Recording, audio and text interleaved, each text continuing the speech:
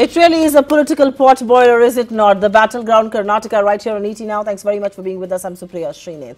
What an election campaign this has been. 64.5% polling till about 5 p.m. in Karnataka. 5 crore people will vote for about 2685 candidates, 2,685 candidates across 222 constituencies. The 2 constituencies where polling has been postponed. Karnataka is extremely important because this is not just going to be a litmus test for Rahul Gandhi, his leadership, his winnability, but for the BJP it's crucial to win this one because they don't have a foothold in the south, and everything in the south contributes about 130 odd Lok Sabha seats. As they peak in the cow belt, they would want to have a strong foothold down south. So this is a crucial election, and I think no stone has been left unturned, nothing left unsaid as far as this big war for Karnataka is concerned. Joining me on this very special show is Sagarika Ghosh, a consulting editor at Times of India, Malvika Avinash, the BJP spokesperson, Vinayak Dalmia, the Congress spokesperson, and Tanveer Ahmed, the national spokesperson for the JDS. Thanks each one of you for joining us right here. And Sagarika, you've covered elections all across India. You've toured through Karnataka extensively. And before I go across to politicians, I do want to ask you, election exit polls will be out at about 6:30. How much of weightage should be given to them? What's your sense from on the ground in Karnataka, given that you've traveled to the length and breadth of the state? What is Karnataka really voting for, and who has an edge? Supriya, those are very important questions. As you rightly said, it's only at 6:30 that we will know what the exit polls are saying. My impression of when I traveled through Karnataka was that really is a mirror cracked. Every region has its own specific issues, its own specific caste equations, its own religious community. Every region is voting almost very differently. Even today, if you look at the turnout, we see a very high turnout, I believe, in the rural areas. We've seen a high turnout in Mangalore, but a very low turnout over there in Bangalore. So the turnouts as well, according to region, are very varied. It was a election in which the Congress seemed to have the momentum until early May. The BJP didn't have a narrative. The Congress had got its act together much earlier. Mr. Siddaramaiah is the regional satrap of the Congress. But the minute Mr. Modi landed in Karnataka, the news narrative certainly shifted away from the Congress towards the BJP. There was a blitzkrieg of rallies, as you saw. Mr. Modi held. He got the crowds, he got the eyeballs. The BJP launched a media blitzkrieg, and the narrative seemed to shift towards the BJP towards the latter end of the campaign, and seemed to shift away from the Congress. So it seems as if it really is a mirror cracked right now in Karnataka. There are several tests here in Karnataka. Remember, this is, as you rightly pointed out, an important, very important election for the Congress. It has to win Karnataka. If it doesn't win Karnataka, it is reduced to 2.5 states. It's there only in Mizoram, Punjab and Puducherry. Rahul Gandhi will then have demonstrated that he can't win an election. It's all very well to say moral victory in Gujarat, but you can't have a moral victory in Karnataka. You have to win Karnataka. So it's very important for the Congress to win Karnataka, very important for the Congress to deliver winnability, very important for the BJP. Mr. Narendra Modi has shown himself to be an indefatigable nationwide campaigner. He's won in Tripura, pushed his party to a huge victory in Uttar Pradesh. But can he breach the Vindhyas? That's the important question. Also the JDS, today interestingly Mamata Banerjee coming up with a very interesting statement saying that the Congress should not have angered the JDS. The JDS is very strong there in the old Mysore, Vokaliga dominated areas. BJP strong in the Lingayat areas. Congress strong in the Hyderabad Karnataka area. The coastal Karnataka again dominated by the BJP but very communally polarized. So it's really a mirror cracked. There are 4 X factors that I would talk about. I think the first X factor is, will the Lingayats stay with the BJP? Second, will Mr. Siddaramaiah and his appeal and his welfare schemes hold? Third, is it Siddaramaiah versus Yedurappa? Is it Siddaramaiah versus Modi? And 4, did the Congress campaign peak too early? And what will this election mean for Rahul Gandhi? I think that also the 4th factor I would also say is the Dalit. The Dalit vote is very important. Remember, 20% of Karnataka is Dalit. Will the Dalit move away from the BJP? Absolutely. If it does, that's something to worry about for the BJP. Oh yes, and I think that's an important point, and which is perhaps why you've seen the BJP trying to woo the Dalit, the Prime Minister telling the Morcha to go out there, to go to the homes of every SC, ST and convince them that there are enough schemes that the government has undertaken for them. I'll go across to all of that in just a bit, but you know, I have to ask on the polling percentages. 64.5% up until 5 p.m. is a big number that's voted. And I'll go across to the Congress spokesperson. And Vinayak, you know, it's only fair that I ask you this question. A higher percentage turnout or a higher voter turnout is never good news for the incumbent because it's a sign of anti-incumbency. How worried are you with the high number turnout? Also in parts of rural Karnataka, that number has been even higher.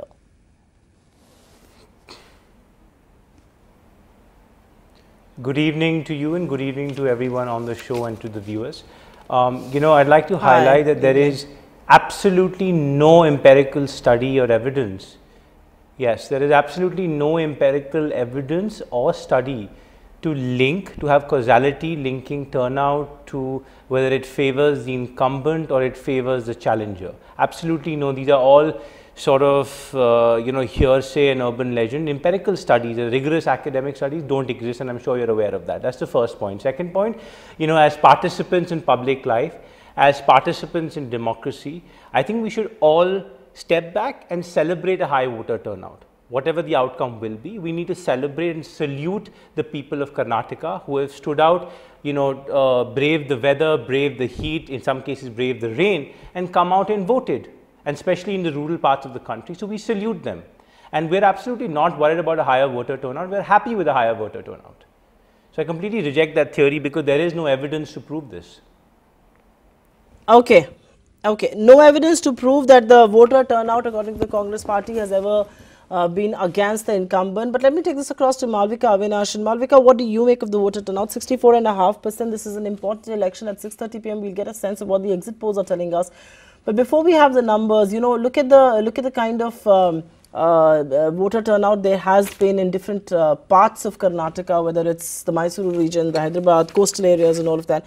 But typically you want to pick your brains first on the voter turnout, 64.5%. And you know, it also amuses me a lot, both Sagrika and the rest of our panel right here, that Bangalore is so so conscientious about the civic issues, the citizen participation is so high, and yet the voter turnout, much like every other metro in India, doesn't reflect that passion on the ground really.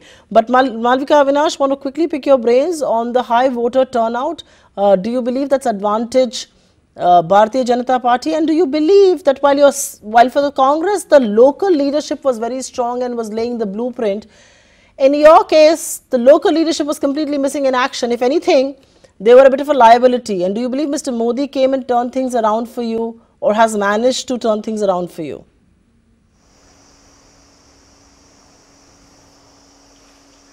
Well, to begin with, it has been a high voltage election. There has been a lot of exchange of, you know, personal comments, of barbs, and, you know, it has been a very, very tough and difficult election, Karnataka. However, having said that, I have to agree with Mr. Vinayak, who is the spokesperson of the Congress party, that it is heartening the fact that there has been a high voter turnout. In whose favor the votes turn out to be is for all of us to wait and see. On the 15th, we will know who is the beneficiary of the high voter turnout. However, the fact that people have braved the climatic conditions, like he said, in some places extreme heat, in some places it's been raining, and the fact that, you know, people have gone out and voted itself is very heartening, and I think in that sense it is a victory of democracy. Now, insofar as you have asked me two questions, one on the leadership, I will answer that first. Mr. Yadurappa began his campaign trail last year in May, when he took out a statewide campaign to speak to the farmers of Karnataka. There is a deep and a very serious agrarian crisis in Karnataka. I am sure you are aware of the farmer suicide numbers. It is 3,780. That is huge. There is a huge water crisis, be it irrigation or drinking water. So, Mr. Yadurappa began his campaign way back in May last year, And since November last year, the election campaign for the BJP, for all technical reasons began, and that was with the Parivartana Yatra. Perhaps no other leader across the country would have travelled all the 224 constituencies as Mr. Yediyurappa did, and he spoke to every voter of Karnataka, found out what they were thinking, and brought about issues of concern to the forefront. Each one, because we have 6 different regions, and each of these regions, I think Mrs. Ghosh detailed that too. Each of these regions think very differently, vote very differently. So all of this was brought to the fore. Yes, indeed, Mr. Modi gave us that blitzkrieg and that final big high for the voters as well as the cadres. That motivational campaign was there right in the end. So all of it put together is what the results for the BJP will be. Like you said in the beginning, generally speaking, whenever there is a high voter turnout, it is No, Malvika, Avinash, you made your opening comments. I can't spend so much time on just one person. You've made your opening comments. I will request each one of you to keep your answers brief. There are many questions to be answered and I've got very little time on the show. So Malvika, Avinash, please spare me, but I will have to move on and go to Saddam Beg of the JDS who's joining us. And the one thing that I appreciated in Malvika Avinash's comments was that she's being candid to at least admit that this has been a no-holds-barred election. Nothing has been left to chance. There's been nothing that has been left unsaid. Everybody has chosen to hit below the belt. And somewhere in this entire campaign, you had development missing all along. You had the big issues of Karnataka, infrastructure, all of that really missing. Nobody was speaking about the real big economic issues or the jobs or anything like that. Is that how you will also read this campaign? Saddam Beg. Hi, very good evening to one and all present in this panel, and thank you so much for giving me an opportunity, ma'am. I would like to say that in just 2 days, Karnataka is going to create a history, because my party is going to be the single largest party in the coming days, and H.D. Kumaraswamy is going to be the future Chief Minister of Karnataka. And the only agenda of my party was the growth and development, which both the national parties have completely failed. We are least bothered about Mandir and Masjid politics played by BJP and Congress. We are worried about the number of suicides committed by the farmers, as a respected spokesperson of BJP said. 3,000 change in numbers is very huge. We are really concerned about the number of suicides committed by the farmers. We want drinking water, we want infrastructure, we want education. Youths of the Karnataka demand education. We don't want any kind of chocolates now. We want the practical things, and the people of Karnataka have definitely decided to reject both the national parties this time and to give a single majority to H.D. Kumaraswamy ji, and he is going to prove to be one of the best Chief Minister Karnataka ever had. Okay, Saddam Beg, just hold your thoughts there. I'll have to take it across to Sagarika Ghosh. Sagarika's toured the states, so she's not speaking, just sitting here in New Delhi and making those fancy observations. And Sagarika, I have to ask you this question. Every time we've had a JDS spokesperson, they've been very optimistic and they've been rather ambitious to say that they will be the single largest party. My question really is that, at least in states like Karnataka, Rajasthan, Madhya Pradesh, it's always been a very bipolar contest. It's Congress versus the BJP. Do you believe you're going to see that diminish? And also one of the other questions that come to my mind, and we've done many elections together now, Sagarika, there's been very clear voting. It has been a very distinct mandate. It has been a mandate firmly either for or against. We've not seen hung assembly of the kinds that one is being told off in Karnataka. Do you believe, is that what we're going to see in Karnataka? Will Karnataka change that picture?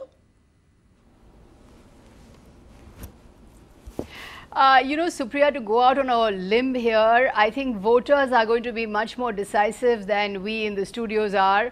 I think we are hedging our bets and talking about vote percentages, but I think out there is a kind of a mandate building, which of course we have no clue of at the moment, but I believe it's not going to possibly be as divided and as fractured as we think it's going to be. Having said that, you know, as you rightly pointed out, and you know, we've covered so many elections together, most elections are bipolar. The winter elections going forward in Chhattisgarh, Rajasthan and Madhya Pradesh that are coming up at the end of the year are going to be bipolar contests between BJP and Congress, where the BJP is the incumbent. And remember, in two of those states, in Madhya Pradesh and Chhattisgarh, the BJP has been in power for a decade. So those are going to be bipolar. This is a three-party state. Karnataka is BJP, Congress and JDS, and they all get around 20% of the vote. And JDS last time got 40 seats. So it's a very significant player. Mr. H.D. Devagowda is a stalwart player. I visited Old Mysore, where he enjoys enormous popularity among the Vocaliga communities as well as among the poorer sections, backward sections. He's a very tall leader. So, the JDS is certainly a force to be reckoned with. Having said that, we have to at this point, Supriya, also look at the persona of Mrs. Siddaramaiah. Mrs. Siddaramaiah is a true blue regional satrap. You know, he has been drinking, as I've written in an article, has been drinking Red Bull over the last 2 years. He's unveiled scheme after scheme, free rice, 7 kgs of rice free, the Anna Bhagya, the Krishi Bhagya, youth employment in rural areas, Shira Bhagya, milk to poor children, the Indira canteen where I ate, where the food is given in a very dignified and clean way. He's unfurled the Karnataka pride flag. He's unfurled Kannada only in metro stations. He is playing every card. He's also given minority status to the Lingayats. Now, the Lingayats are the power behind the BJP. They are the rock solid force of the BJP. If the Lingayat vote of the BJP comes down even by 2 or 3 percentage points, there the BJP then is vulnerable. So, and Mr. Siddaramaiah has crafted what is being called the Ahinda Alliance, that's Dalit, Muslim and Adivasi. Now, Dalit, as I said before, is 20%, Muslim, about 11 to 12%, Adivasis, 5% STs. So, we're looking at a very broad social coalition crafted by a formidable regional satrap in Mr. Siddaramaiah. You know, he reminded me a little bit, and you'll appreciate this, of the Mulayam Singh of old, you know, the old Netaji of yore, who knows every panchayat leader, every taluka leader by first name. That's the kind of local regional force that he is. But he is up against this time not Yedurappa but Mr. Modi, who has shown himself to be a pan-national campaigner, who's scored in Tripura, who's taken his party to a huge victory in UP. And Modi's communication, his ability to galvanize troops is unmatched. His communication skills are unmatched. So we'll have to see whether Modi magic can prevail over the regional satrap. But that's exactly the point I want to take forward to the Congress spokesperson. And Vinayak, I have to ask you this question. Your campaign was going well, people thought you had an edge, and then came in Mr. Modi. So this really is not a contest so much between Rahul Gandhi and Narendra Modi. Many people believe this is a contest between Siddaramaiah, the son of the soil, and the Prime Minister. And the Prime Minister is known to swing elections for the BJP. Is that how the Congress party will read it, that you were up in contest against a very well-oiled political machinery that Mr. Shah and Mr. Modi are known to orchestrate?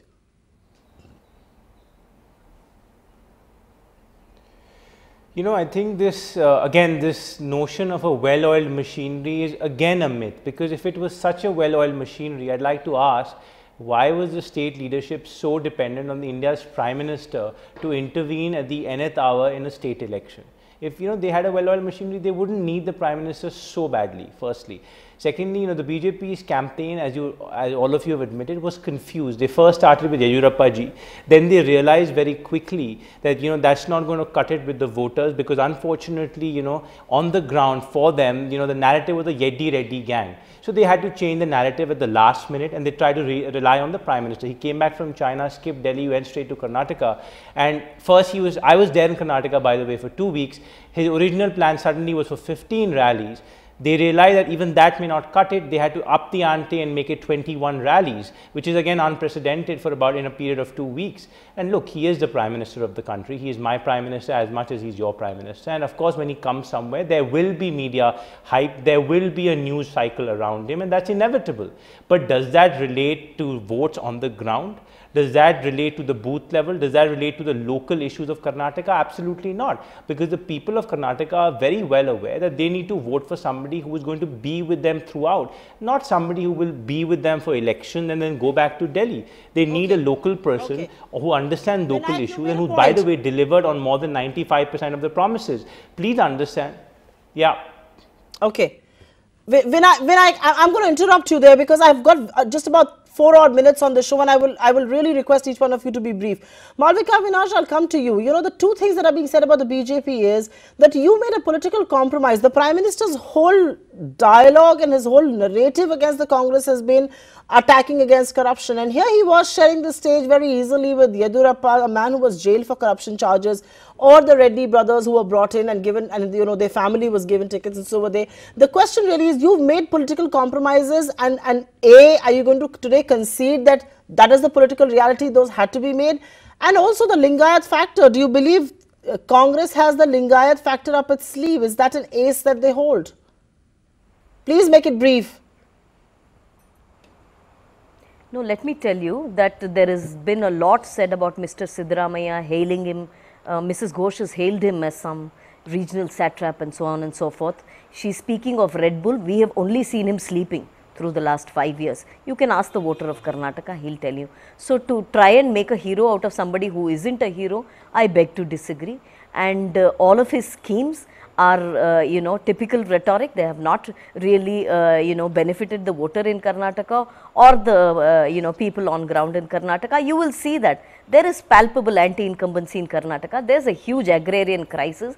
Bengaluru has come to a grinding halt. The infrastructure in Bengaluru is at its lowest. Last night, if you had seen the manner in which Bengaluru had marooned, you know, due to a rain in a hot summer, you will know what Bengaluru, how and Malvika Avinash, I'm asking you a direct question. The lakes are on fire here. That's the we problem. have no roads here. So this is the situation on ground. You might want to hail Mr. Siddaramaiah's Ahinda card and so on and so forth. I don't want a rain check on Bengaluru. Card in 2013 and in 2014. And this is not a contest between Mr. Siddaramaiah Malvika and Avinash, Mr. I don't Narendra want a Modi. rain This is a check on contest Bengaluru. between Mr. Siddaramaiah and Mr. Yediyurappa. That's the problem. Yediyurappa's, sorry? I don't want a rain check on Bengaluru. I've asked you a question. Did you make a political compromise by getting someone as tainted as Yediyurappa as the chief ministerial candidate, getting the Reddy brothers back? Do you see? That's the question I'm asking you. He is, madam, if somebody has cases against him, doesn't make him a criminal. All the cases against him, he has been acquitted, quashed by the none less than the High Court of Karnataka. I am sorry, I think I'll have to do, you know, educate all of you on that. I beg to, you know, object to this manner in which you address you know it. what? Let me tell you, it is because of the Congress party's methods, unethical means, illegal means, that I don't have a, you know, I have not voted today. Thanks to the Congress party, my election has been deferred today. Yes, my constituency's election has been deferred today thanks to the Congress party, because they attempted to cheat the people. I'd like to comment on that. The MLA I'd like to comment on that. 1 second. I Allow me can't. to comment on that. I'm sorry, I will have to come in there. You're not answering my questions. No, Vinayak, this is not your turn. No, this is Vinayak Dalmia and Malvika Avinash. This is not one of those channels where you go, you raise your voice, you start shouting and you will shut up the anchor. And the anchor will keep quiet and the two of you will fight. This is not one of those channels. This is not how we do television debates on ET Now. I asked you a direct question on corruption charges, and by that logic, everybody who was tainted in the UPA government should also be coming scot-free and clean, but that's not really the case. The Supreme Court says there was no 2G scam, but you know, we all know what really happened. So let's not get there. Let's not declare people absolutely clean and holier than thou. But I have a last question to the JDS member, and I don't want this political mudslinging between you and the Congress. The Congress has enough very tough questions to answer, and so do you. But JDS, the question really is that many people believe you could be the kingmaker as far as Karnataka 2018 is concerned. But Karnataka is an extremely important election in terms of building or changing narrative all across India. If the Congress can afford to hold the turf, then you know they've got an election under the belt. If they can't, then there will be no anti-Modi bloc, and there will be this opposition of unity of opposition, and all of that goes out of the window. Given that narrative, what role are you prepared to play? Saddam Beg. I want to make it very clear that our future Chief Minister H.D. Kumaraswamy ji is not going to be the kingmaker, but he is going to be the king of Karnataka. The people of Karnataka have faced number of problems. The people of Karnataka have faced number of problems again and again, and it is the failure of the Siddaramaiah government who is hiding the failure of his governance just by showing some schemes and bhagyas. And BJP have fielded the candidates who were once watching porn in the Vidhan Saudha. BJP have fielded candidates who were the reason behind the thousands of rupees scam. The people of Karnataka have decided that H.D. Kumaraswamy ji is going to be the future Chief Minister, and in just 2 days the Karnataka will come to know that H.D. Kumaraswamy will be from the party which will be having the single majority. The Karnataka people will decide. They have already decided by now, and in just Saddam Beg, 48 hours the results will be out, but that's what and H.D. Kumaraswamy ji is going to be the Chief Minister of Karnataka. Okay, Saddam Beg, Malvika Avinash, and of course Vinayak Dalmia, along with our very own Sagarika Ghosh. Thanks very much for joining us and being with us. Politicians don't take direct questions, and those direct questions need to be answered. Why did the Congress have to resort to the Lingayat card? Why is it that the BJP, despite attacking the Congress party in corruption, had to go and get everybody who was tainted in their political midst? And what will the JDS do? Will it keep its vote bank intact, or will it actually go ahead and form a coalition with either side if they have the numbers? So those are important questions. We'll figure some of that out when the exit polls come in at 6:30, and of course the larger picture on the 15th of May, which is Tuesday. Thank you very much, each one of you, for being with us. Keep it with ET Now. Plenty of news, analysis and views follow right here.